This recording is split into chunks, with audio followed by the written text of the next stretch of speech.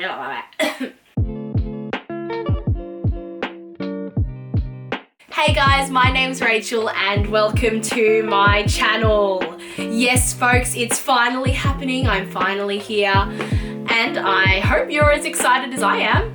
I've been wanting to do this for ages and I thought, you know what? I'm bored, I'm at home, I got nothing to do, so I may as well talk about my life and hope people are interested. So, yay! So for those of you that don't know, I really want to be a performer, but I'm not a performer yet. And that is something really far-fetched that might not actually happen. So in the meantime, I had to take up a couple of jobs that may not be as glamorous as you might think. And one of them was to work in a servo. So for any of you Americans watching that don't know what a servo is, it's a service station. And that's where you go and fill up all your petrol, your diesel, get your little snacks, have a little bit of a munchy munch, do what you need to do, you know? For your information, to context this video, I worked for a major Australian petrol company. Obviously not gonna name them, but I worked there for about 8 months. I just served people. I didn't do anything else really. My normal shift time was 7 p.m. to 12 a.m. So I sort of sat in that range where it was kind of in the danger zone, would you say? So people have always asked me lots of questions about my servo experience and how I feel about working there. So I thought I'd put them all in this little video for you all so that I didn't have to tell the same answer to the same people maybe 18 different times. It's pretty much for my convenience really, isn't it? So let's start this service station conversation. Yes, that's right. So the question I get asked the most is always, Rachel, do you feel safe? Rachel, have you ever felt like you're in danger? Rachel, oh my gosh, have you gotten stabbed before? No. The answer is no, I was not stabbed. I was not shot at, I was not held at gunpoint, and I felt very safe. Servos have this reputation of being a dangerous place and attracting all these dangerous people. And yes, that is very true and we need to be very observant of that. But also, there was never a point where I felt like I was in danger, per se. I guess, there were a couple of dangerous situations that I had to deal with. That's another story. But no, especially working from 7 p.m. to 12 a.m, we have measures in place to stop dangerous situations from happening. We all know the protocols and procedures if something were to happen, and we take action when we need to. So no, I don't think I've ever felt like I was really in a lot of danger. I've definitely never been held at gunpoint or, no one's ever come up to me and said, give me your money, that does happen. I'm not gonna say it doesn't, but it didn't happen to me, so yeah. I got a lot of questions actually about people asking what are the weirdest things you've seen or the strangest things you've seen. And I thought one of the strangest things I've ever encountered was when I had to clean a toilet. There were things left in that toilet that I don't even know why or how someone put, there was half a lemon in the toilet bowl and a Red Bull can. And I just don't understand, not even the correlation between the two. What? I think another funny situation I've had was this lady coming in, not even lady, she was quite young. She was probably 26 or something. She came in and she was by herself completely and she ordered a burger, and while the chef was making that burger she just walked around the store and sang to herself, but not to herself in a way that was yeah, I'm singing to myself, yeah.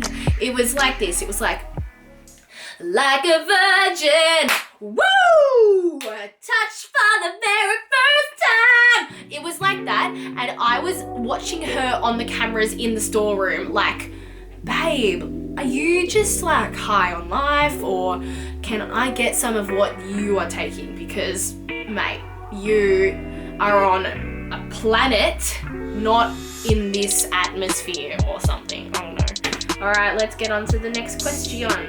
Okay, do we clean pump handles? I thought that was really interesting because yes, we clean the pump handles.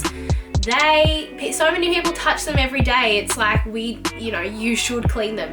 It was someone's job every morning to go out and clean the whole entire pump. So the handles, the displays, the bins, the water, the solutions, like everything that you see sitting there is changed and cleaned every single morning. Like we prided ourselves on like going out and getting rid of all the germs because so many people are touching those pumps every single day that you don't know where their hands have been or anything like that. So it was really like drilled into us that someone had to go out and clean the pump. So don't you worry, they're cleaned every day.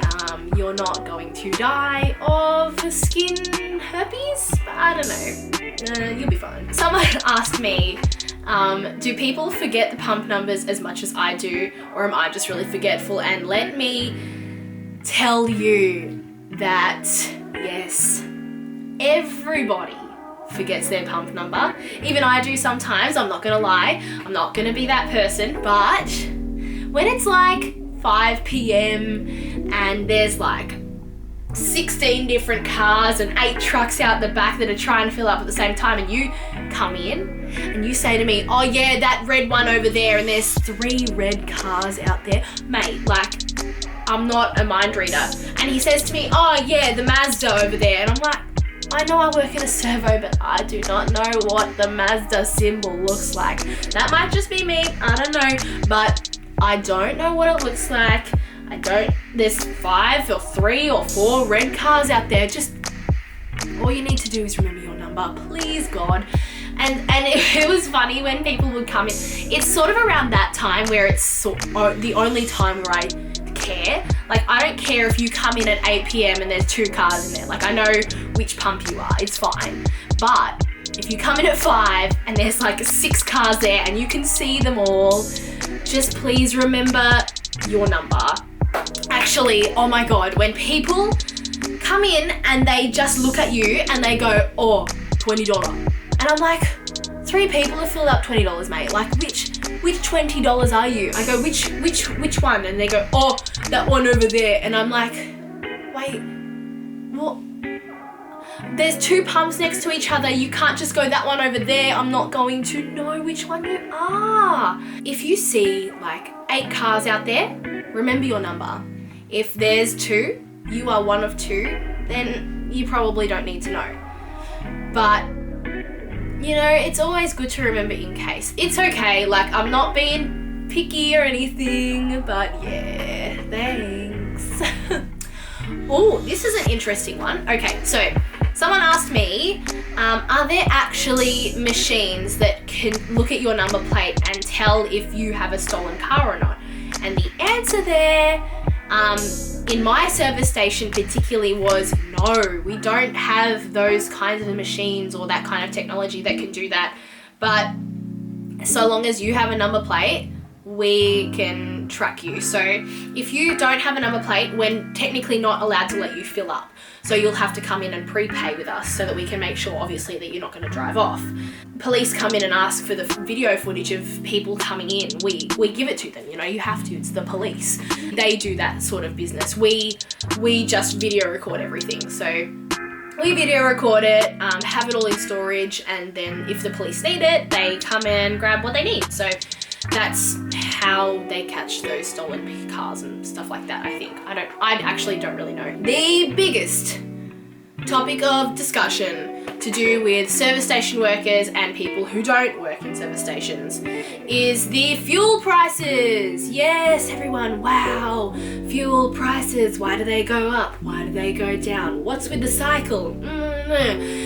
The answer from me is I wouldn't have a clue what happens. We are not told a thing. On our screens in the shop, whenever a new fuel price comes through from the company, it pops up on the screen and it says, unleaded is now going to be la la la la la. You need to accept this fuel price. So if there's no one filling up at that point, we obviously accept it. And I could not tell you where those fuel prices are generated from, or why they're so expensive, or why they're so cheap.